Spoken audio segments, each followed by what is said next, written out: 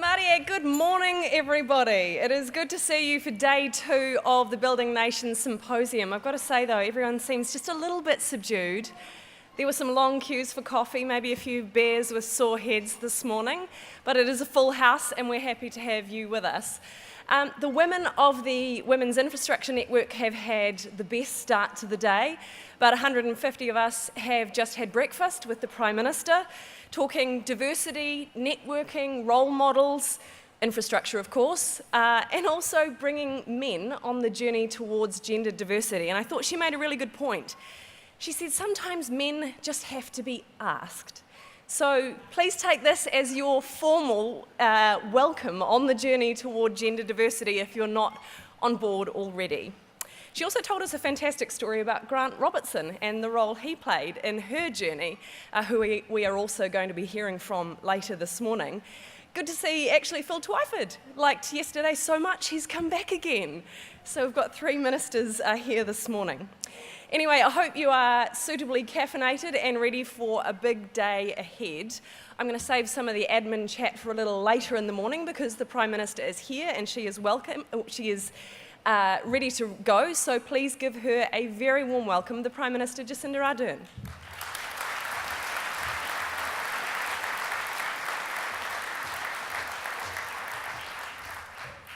Kia ora koutou katoa, ngā mihi nui kia koutou, and thank you so much for the welcome and the opportunity to join you all this morning. I do want to acknowledge my colleagues who are here and who have been part of this conference over the past wee while. I'll begin with the Minister of Finance, the Honourable Grant Robertson, who, yes, I did tell a little bit of a story about this morning at the closed shop women's breakfast. I'll give you an insight into that story. Basically, the short version is that he nominated me for a role early on in my political career, and then I overtook him.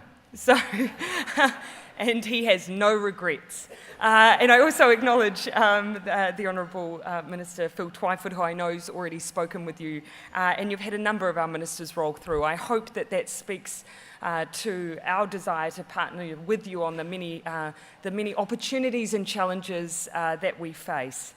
Also, when I walked into this room, first time I've ever spoken at a conference that feels a little bit like a discotheque. We were just sitting here talking about what band name we would have if we had one. I hope, though, that that perhaps eases the path for you as we kick off this morning after your evening of festivities last night.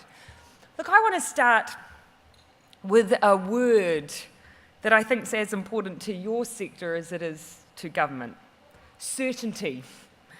It's an elusive word in politics, but an essential one in business. Now, while many politicians thrive in the grey of the shadows, business leaders, as much as they're able to at least, demand black and white facts and sunlight in order to make decisions, particularly those that will have an effect in the long run. Now, while a well-timed pronouncement from a political perspective with ambiguous meaning may keep the pundits guessing and giggling, it can leave business guessing and wondering what to make of it all. Well, I am not an elusive politician. In fact, I pride myself on being direct and to the point. What you see is what you get. And like many of you, I thrive on information and context in order to make decisions and want plans that set a direction and outcome that mark the way. Certainty is my friend too. So my message to you today is simple, really.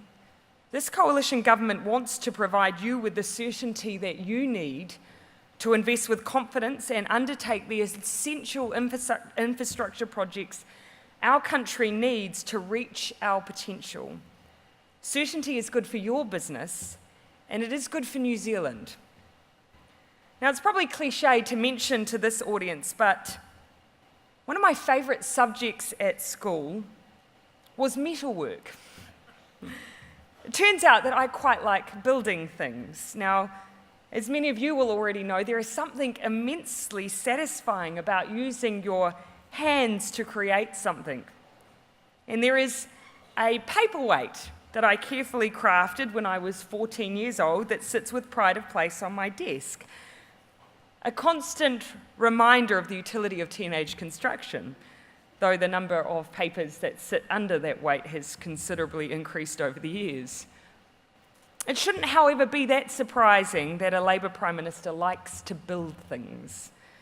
In fact, Labour governments take pride in nation building that we have undertaken, and that's taken many forms over many decades, be it state houses, rail, hospitals, schools. So this government inherits that proud history of nation building and in turn forges the next stage in our national development, building infrastructure that addresses our very specific national and global challenges. The first thing that I want to give you certainty about is this government's commitment to the centrality of infrastructure to delivering our economic, social, and environmental agenda. At the core of our thinking is infrastructure spending aligned to our high-level government objectives. Now, let me unpack that a little bit. I know it's counterintuitive, but we are a government of long-term thinking and long-term objectives. As Prime Minister, my eye is on the next 30 years, not because I intend to stay that long, but because that is what's required, much more so than the 3-year electoral cycles that we're usually attuned to working to. And that's because none of our challenges will be overcome in such a short time frame. Meaningful and sustainable change only comes about through long-sighted thinking. And part of our infrastructure problem is that no one is really focused on that long-term thinking. So, our infrastructure program needs to dovetail into resolving the country's long-term issues and assist in achieving our long-term goals. Now, let's take one of those goals, being, for instance, a net zero emission economy by 2050. To achieve that goal, we need to radically reduce our emissions profile. So on a basic level, that means building more public transport availability and less motorways. It also means investing in the infrastructure associated with, for example, electric vehicles. It means increasing our clean energy output and creating smarter infrastructure to carry and store the electricity we produce. So a basic rule of thumb on infrastructure and climate change and the environment is this: is the infrastructure we are building getting us closer to net zero emissions or taking us in the opposite direction? Does the infrastructure help us reduce emissions or contribute to our climate problem? Another goal of this government, one central to my own involvement in politics, is the reduction of child poverty and its associated ailments, and lifting child well-being generally so we can be the best place in the world to be a child. Now, some of you may say, well, that's a social policy. What has it got to do with infrastructure? But unless you are interested in building state houses or developing community housing initiatives that will play a critical role of replacing our dilapidated housing stock with homes that are warm and dry and protect against rather than cause respiratory illness. I recently had my baby in a public hospital, and I'm proud of the fact that this government has already set aside $850 million in Budget 18 to rebuild our ailing hospital stock. I'm also passionate about the role that modern learning environments can play in turning around underperformance in education. I believe that every school should be great, and there is no reason that our Decile 1 school shouldn't have the opportunities and world-class facilities of those offered in our Decile 10 schools. That's why there's a reason that Budget 2018 included $396 million in capital spending on education, including expenditure on Christchurch School's rebuild and the school's growth package. And of course, yesterday, you would have heard from Housing Minister Phil Twyford about KiwiBuild. Home ownership is so important. The declining rate of home ownership is a major threat to our economic and social well-being in our country, because we know that ownership provides a sense of security, it provides equity and wealth, and acts as a buffer in retirement. Home ownership rates in New Zealand, though, have fallen from 74% in 1991 to only 63% today, the lowest number for 66 years. KiwiBuild, I hope, will be a game changer and promises to be a signature policy of this government. Our aim is to reverse the decades-long decline in home ownership, offer hope to those New Zealanders locked out of the housing market, and provide economic security and social stability to tens of thousands of Kiwi families currently missing out. It is audacious, but essential to our economic health and well-being. And I would rather be criticised for being bold than be criticised for not trying at all. But Kiwi Build is about more than just increasing home ownership.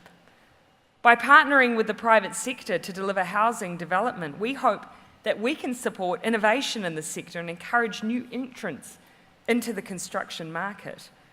In the long run, we want to support the growth of this sector so that it can deliver houses at a pace that keeps up with demand. That's why we are developing policy across all aspects of the sector, including the regulatory environment with an ambitious urban growth agenda designed to improve housing affordability for New Zealanders by addressing the fundamentals of land supply, development capacity, and infrastructure provision. As part of the agenda, we're exploring innovative funding and financing options, and the Minister of Finance will cover that in more depth soon. And we're currently developing legislation for an urban development authority that will cut through barriers to streamline the delivery of large-scale projects, particularly in brownfield areas. We know, though, that finding skilled labour is also an issue in the construction market, and we're actively working with the construction sector to see what government can do to support this.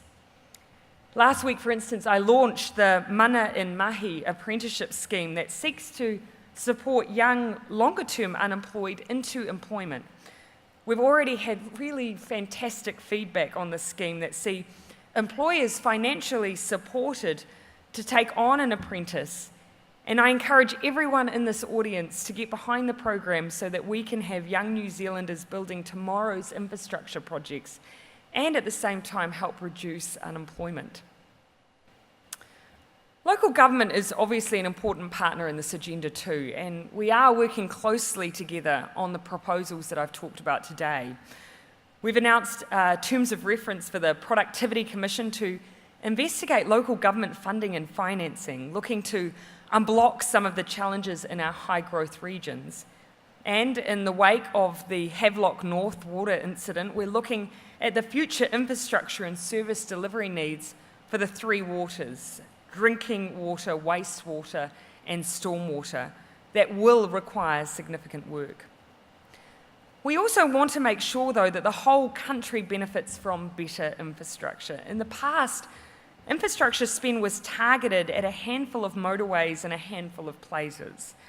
In contrast, we've committed $1 billion to the Provincial Growth Fund and a further $300 million to acceleration, for instance, of redevelopment in Christchurch. If you've got a view on infrastructure needs and investment in the regions in particular, I know Minister Shane Jones would like to hear and work with you, and he will be speaking with you later today too. Our national transport spend will also see increased investment in the regions with a return of rail and investment in local roads. Now, the point of sharing these examples with you is to demonstrate that we are not looking at infrastructure projects in isolation.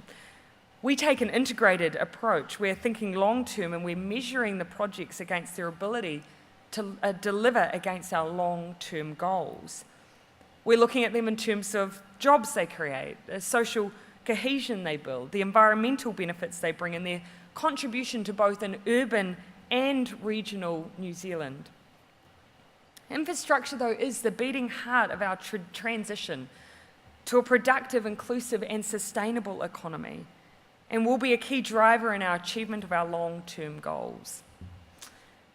In addition to strategic certainty and the prioritisation of projects that align with the delivery of our key economic, social and environmental goals, we can also offer you today certainty about this government's level of investment in infrastructure. Now, for those of you who kept an eye on it, the budget showed we would invest a net $42 billion in capital over the next 5 years, with the majority being for infrastructure such as roads and rail, hospitals, schools and housing. And I note that this increase in infrastructure spending is more than twice as much as the last government in the last 5 years, and will still all be achieved within our budget responsibility rules. I want to pause there, though, and make sure that that's really clear. This government will be investing more than twice as much as we did in the last government in infrastructure spending to build the better tomorrow we all want. That funding is locked into the budget and ought to deliver the certainty that you require and that you crave. Many of our projects you already know about. These include the $28 billion for the transformative ATAP transport package. We've set aside $2 billion for Kiwi Builds to build 100,000 homes over the next decade. We've set aside $1.2 to $1.4 billion for the Dunedin Hospital redevelopment. But this initial budget allocation is only the beginning. We want to put in place an ambitious program of investment over the next 10 years that will help address the infrastructure deficit I think we all agree we have. We expect to spend almost $100 billion over the next 10 years across central and local government on infrastructure, with approximately $52 billion set to be spent by central government alone. Now, I know you're also very interested in what that means for the construction pipeline. We've heard industry talk about how important it is to be able to plan with certainty around upcoming projects so that resources can be matched to the work available. Unfortunately, we have inherited a situation where Treasury has no real idea of the extent of the infrastructure gap or what the needs are. Now, this isn't a criticism, this is just a statement of fact. We want to partner constructively with the private sector, making sure that you have the information and certainty that you need to help us achieve our plans. We've listened to your concern and have looked around the world at other countries who do infrastructure, long-term infrastructure planning well. And I'm pleased to signal that Minister Jones will be making a significant announcement on this front later today at this conference. This announcement will be consistent with the general approach to planning that this government takes, that to make long-term decisions, we need to make sure we set the right path and address the challenges we have today to meet the needs of tomorrow. I do want to finish with a final thought. I've been watching dispatches during this conference and heard two quite consistent themes come clearly through: the idea of risk and people. Risk is the enemy of certainty, and yet it has increased in this industry to what I understand to be intolerable levels. Yes, risk cannot be entirely eliminated. No one's suggesting it would. But when it challenges the viability of your industry, we should all be worried. We have heard that. And I want to assure you we're committed to working with you to play our part. When it comes to contracting, we have directed departments to use, for instance, the best practice guidelines. And when those aren't being used, I ask you to make sure that we know about it. And on the second issue, the issue of the lack of skilled labour, that is what Fees Free, that is what Mana Mahi, and a number of other government programs are all about. As a government, we have established a framework to overcome the skills challenges that we have. And now I look to you and issue you the challenge to help us fill that framework.